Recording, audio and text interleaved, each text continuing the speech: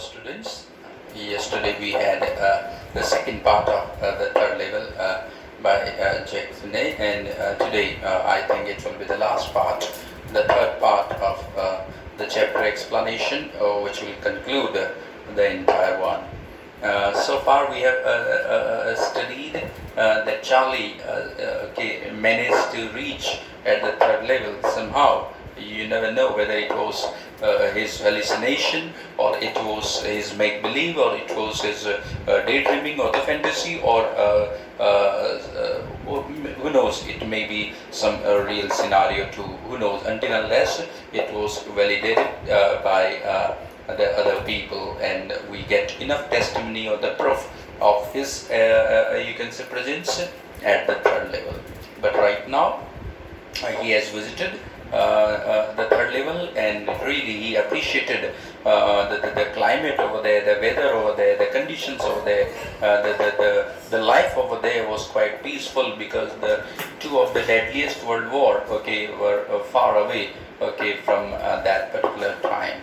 Now it is all set. He has returned back from the third level and went to a coin dealer shop in order to get the old bills, in order to get the old currency which was applicable, which was validated in 1894. Yes, in modern time there are some shops, there coin dealers they are called, where we can get the currency of any country of any time. And now Charlie, the narrator, is all set to visit the third level, not alone this time.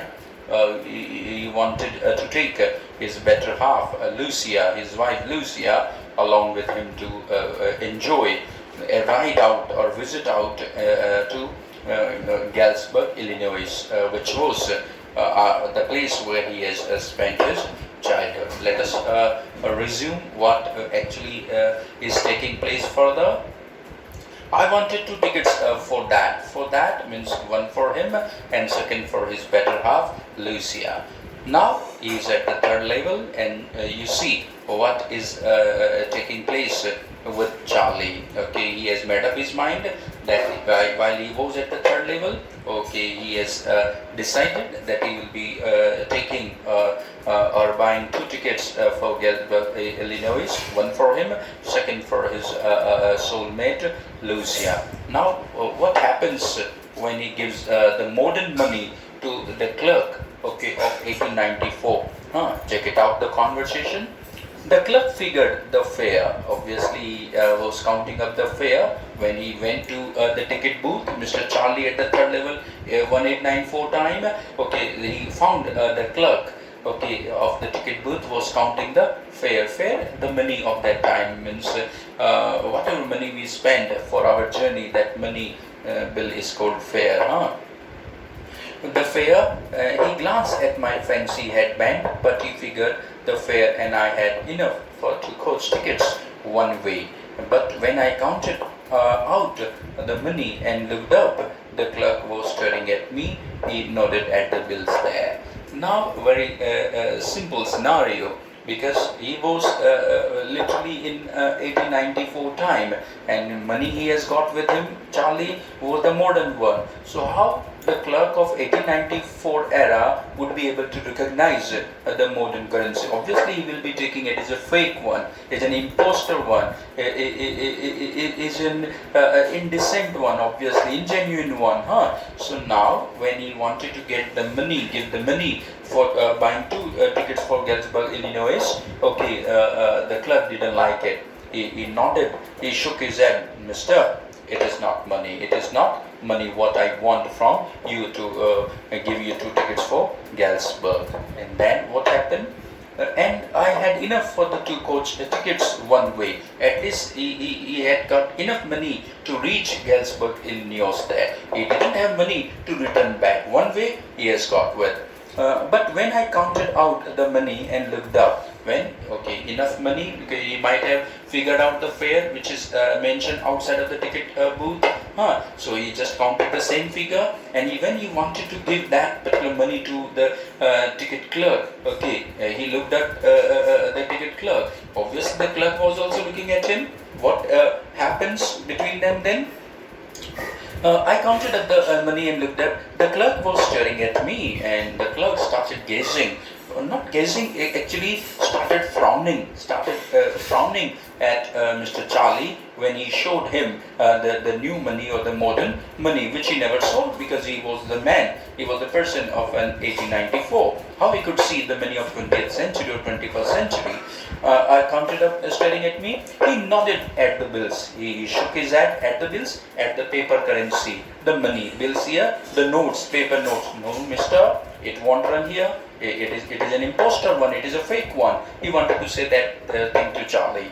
Bills, that ain't money. That is not money. Ain't money. That is not money. Okay. And mister, and he said, and if you are trying to skin me, if you are trying to dose me, if you are trying to deceive me, cheat me, then you won't get very far. Then you won't be able to go far away from me, because soon I will be calling the police or the cop, and the cop will nab you or will arrest you. That sort of intimidation was given by the ticket clerk to Mr. Charlie when he showed him the modern money to purchase 2 tickets. He forgot that money won't run. Obviously, he was the man of a modern era. How he could give that money to the person of 1890?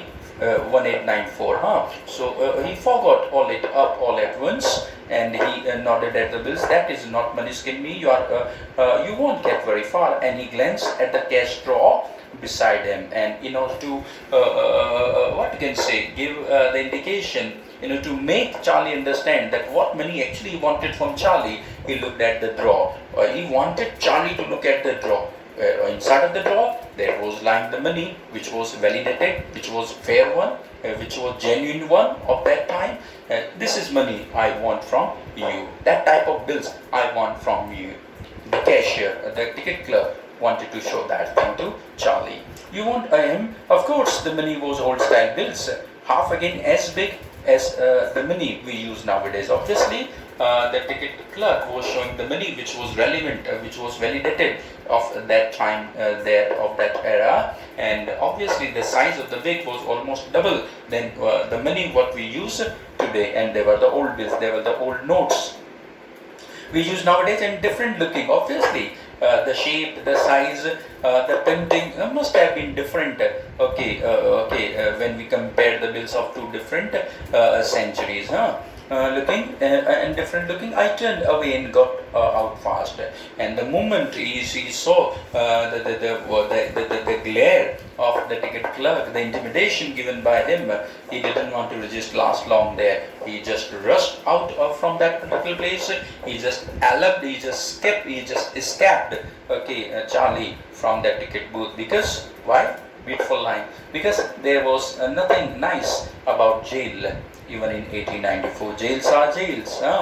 Whether in 2020 the scenario of the imprisonment, or the scenario in 1894, the torture and the tormentations of the same proportions were there for the prisoners, whether it is 1894 jail or it is the 2020 jail. So in the fear of that particular thing, Mr. Charlie took a dash from there, and that was that. And then he returned back to the modern world. Then that was that. Then he returned back to the modern world, Mr. Charlie. I left the same way I came. Obviously, to get the real world, the 20th century world. Obviously, he took the same path from where he came.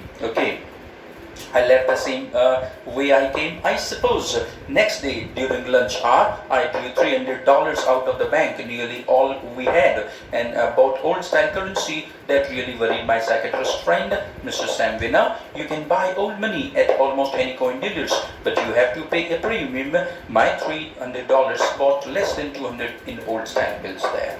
Next day, or the next moment, when he was finding himself in the realistic world, or in the his own world there, he had returned back from 1894 world to the current world. Then next day in the lunchtime, he was at office, but lunchtime there was a break of half an hour or 1 hour. He went to the coin dealer shop. Mr. Charlie Mr. Charlie went to a coin dealer shop in order to buy, to purchase the old currency bill, because he was confirmed that there was third level, okay, and he knew how he could reach there again, but he wanted the old bills. So almost $300 he has got in his saving account. That is all he has got in those days, 300.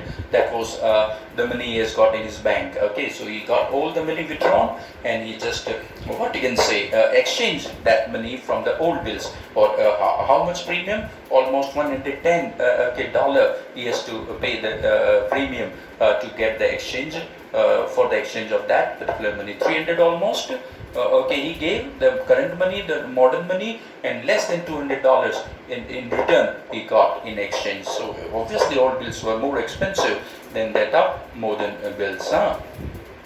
And you have a premium $100 bought 200 old style bills, but I didn't care. But okay, that was the bargain of a loss almost for Mr. Charlie. But that didn't trouble him. That didn't puzzle him, because the rest of the things, when we compare what you can say, the daily eatables, they were very much cheap in those days. Suppose nowadays, okay, to purchase, to buy an egg, we got to give almost $2. Okay, but in those days, okay, what was the price of the egg? It is mentioned, eggs were 13 cents a dozen, almost 1 cent, 1 paisa almost, and one egg we can purchase. So he can compensate that loss over there in 1894, Galesburg.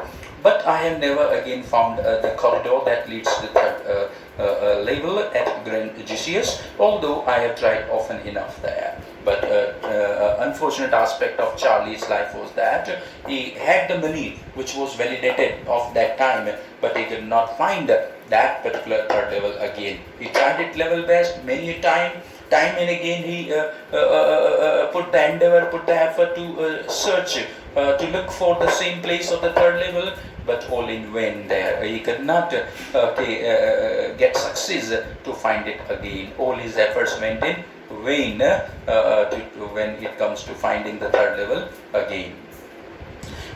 Lucia was pretty worried when I told her all this. Even the wife of Charlie, Lucia, was very much perplexed, very much almost baffled or perturbed, disturbed, anxious, worried, okay, when she came to know that Charlie was trying, her hubby was trying to reach at the third level. She was very much perplexed, pretty worried when I told her all this, and didn't want me to look for the third level anymore. And after a while I stopped, and even at the request of Lucia, his wife, okay, he kept his efforts on to look for the third level, but after some time he stopped. Means he got the distraction there from the third level, and now he was all again the man from modern world, not interested, okay, to search for the third level. At the request of Lucia, Charlie stopped searching for the third level.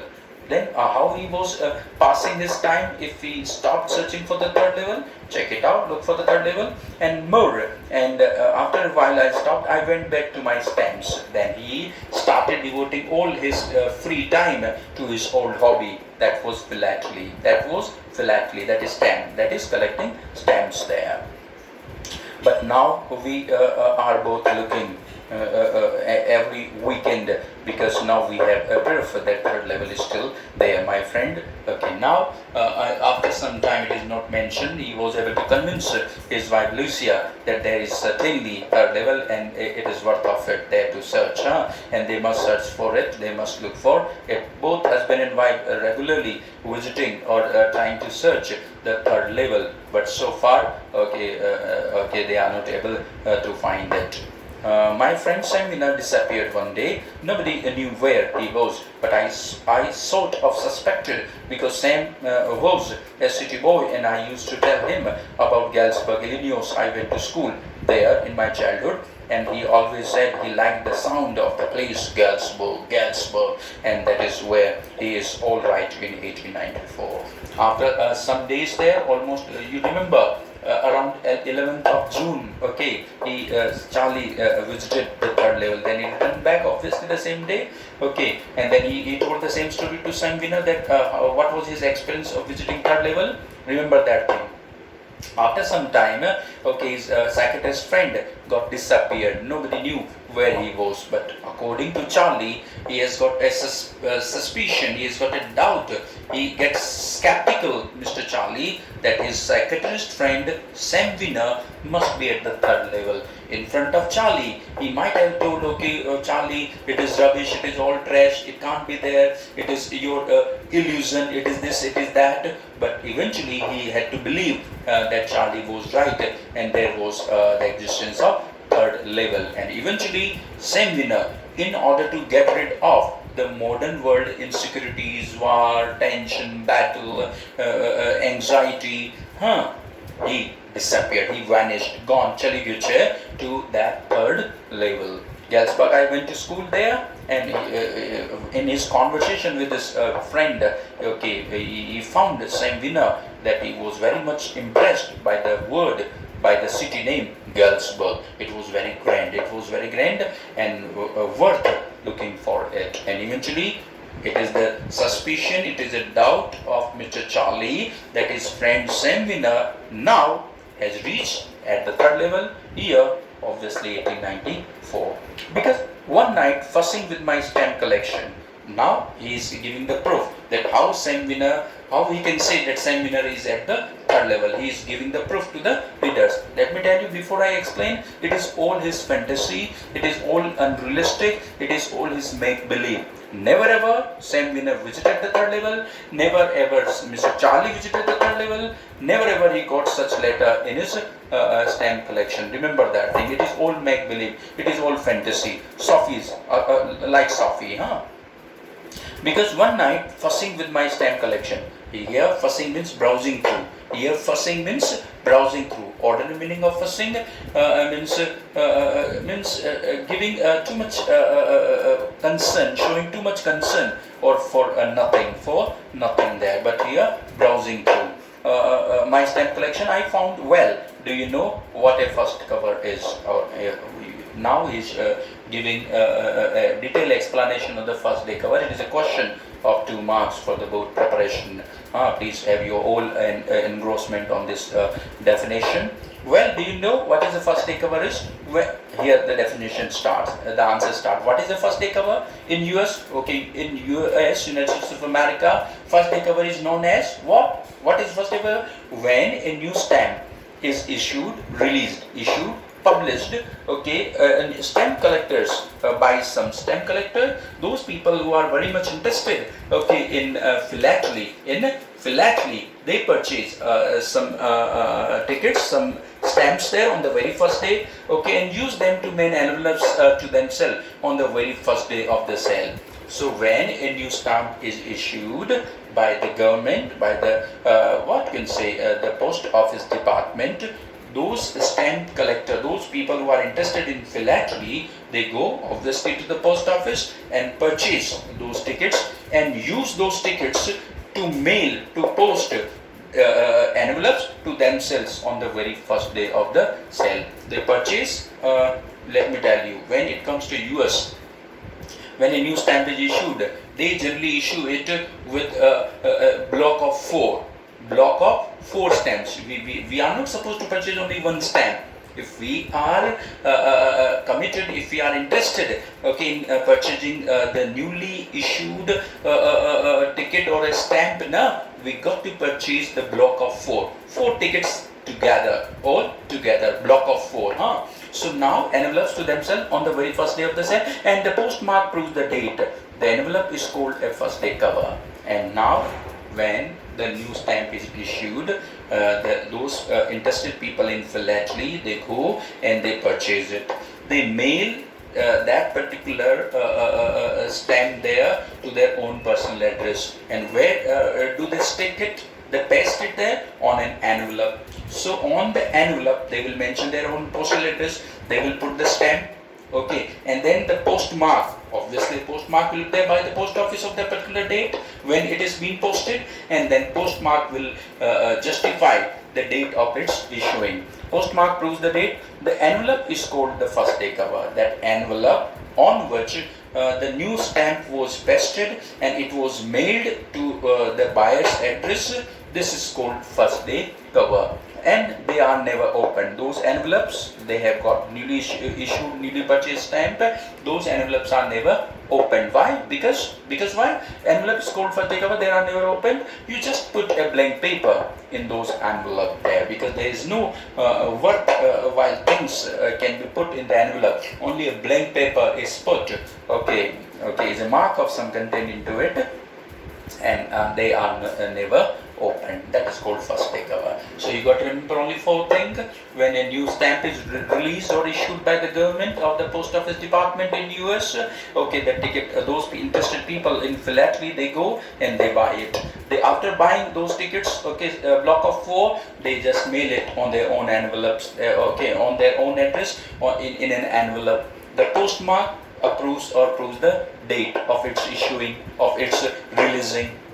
And that particular envelope is never opened.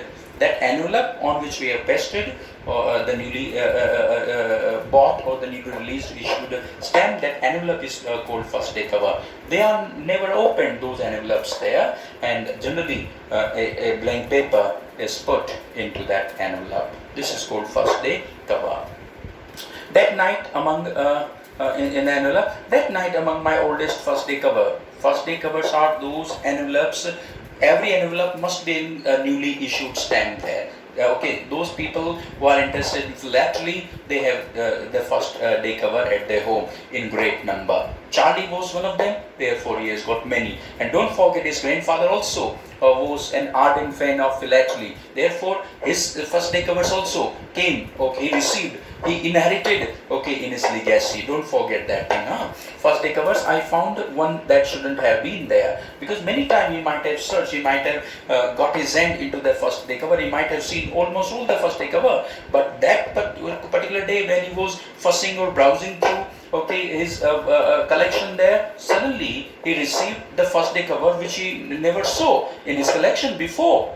But there it was. It was there because someone has mailed it to my grandfather at his home in Galesburg, and that was the address on the envelope said, and it had been there since July 1894. The postmark showed that the first day cover was mailed to my grandfather at this Galesburg way back in 1894. Underline the date, July 18.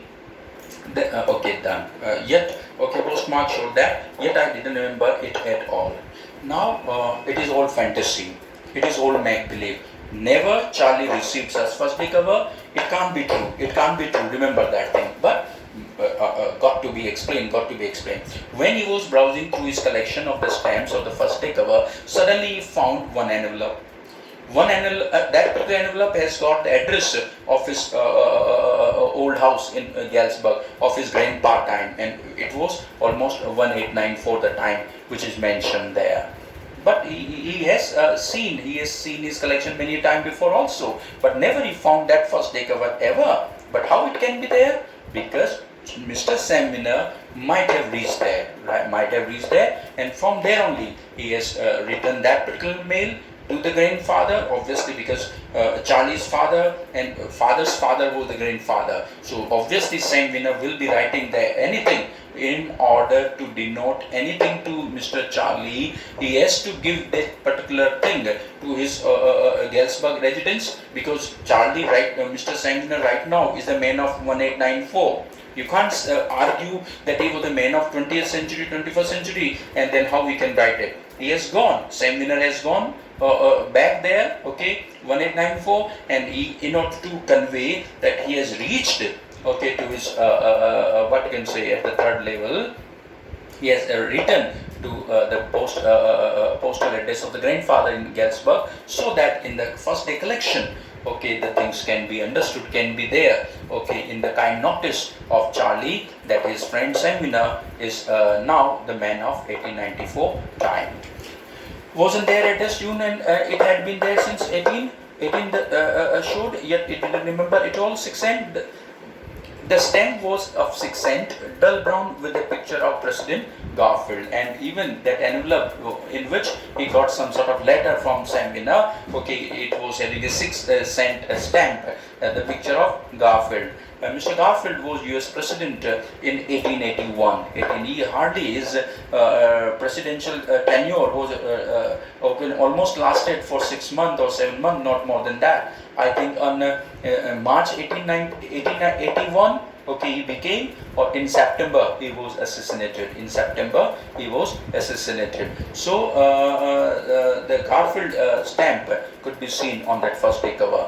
Down with the picture with the envelope came to granddad in the mail, or it went right into his collection. First of all, the first day cover came into the grandfather collection, and from grandfather he has inherited all the first day covers of his grandfather, and Charlie came to got to know, okay, obtained that first day cover from his grandfather. What was the envelope containing into it? Check it out. Naturally, when the envelope came to granddad in mail, it went right up into his collection and stays there till I took it out and opened it. And eventually, generally, a blank paper is put into that particular envelope or the first day cover, but it was not vacant, it was not empty, it had something into it. What was that? I opened it and the paper inside wasn't blank. It read, now, 941 Wilward Street, Galesburg, Illinois, July 18, 1894. That was the postal address of the home of Charlie's grandfather. Okay, Charlie's grandfather. Charlie, I got to wishing that you were right. Now Sam Winner is confirming, validating that, okay, Charlie, I was wrong and you were right, that there is a third level, certainly. Then I got to believe you were right. You were right that there is a third level at GCS.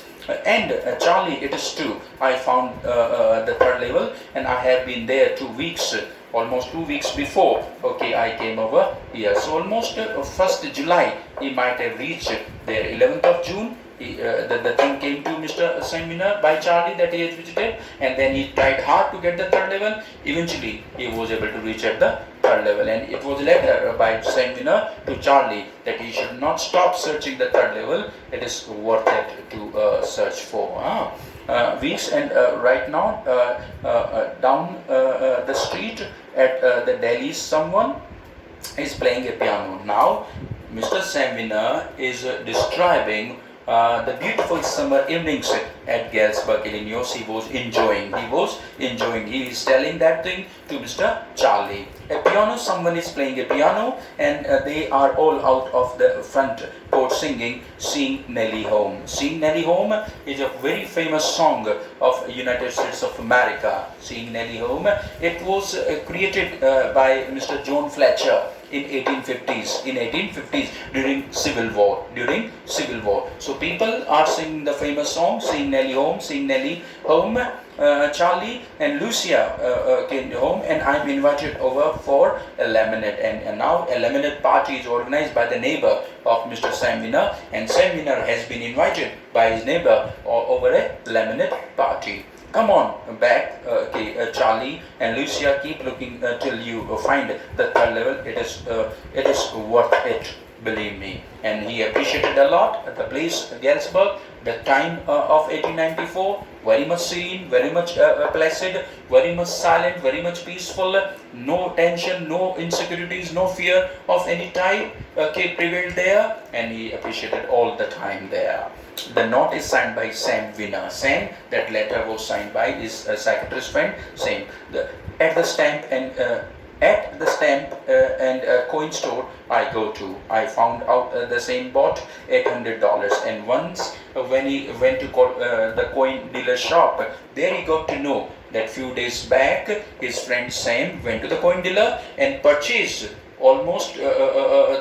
purchased the old bills almost worth rupees of $800. So around 600 of old bills he might have got, Mr. Sam, the psychiatrist friend, in exchange, 100 after giving 800 new dollars for the modern currency, old style currency that ought to set him up in a nice little hay feed and grain business. The $600 in those days, 1894, was a big money. It was a big capital, to start any business. And especially Sam was more interested, since beginning he was very much interested in setting a hay business, grass business, and grain. So grain and grass has been the interested field of Sam Winner, but unfortunately could not get his business go, and eventually became a psychiatrist. But always he wanted to become a businessman, obviously having hay and grain business, and that 600 or 700 odd dollars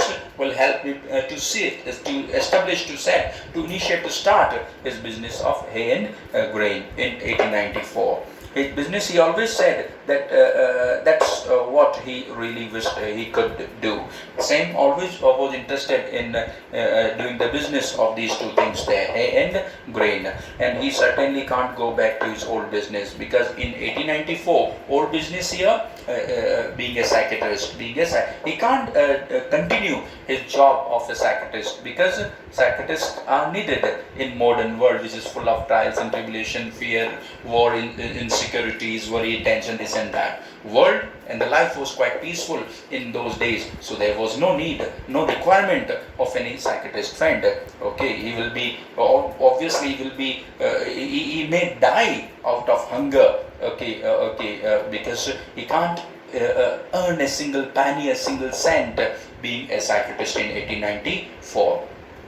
He could do, and he certainly can't go back to his old business, that was a psychiatrist, not in Galesburg, Illinois in 1894, because the life was full of peace and tranquility. There was no need for anyone of a psychiatrist. His old business, that was a psychiatrist. Why? Same was my psychiatrist. Why he cannot get back to his old business? Because he was a psychiatrist, and in Galesburg in 1894, there was no such requirement of any such people or such person or such doctor, because the world over there in those days was quite peaceful and tranquil. Thanks, dear. Enough. That was the concluding part of the explanation. That was all fantasy. Never Sam Winner went there. Never he wrote any letter. Never Charlie got any letter. It was all his fantasy, all his make believe. Okay. Please listen to it, watch it time and again. Okay. You will be owning your comprehension certain. Thanks. Thanks, dear.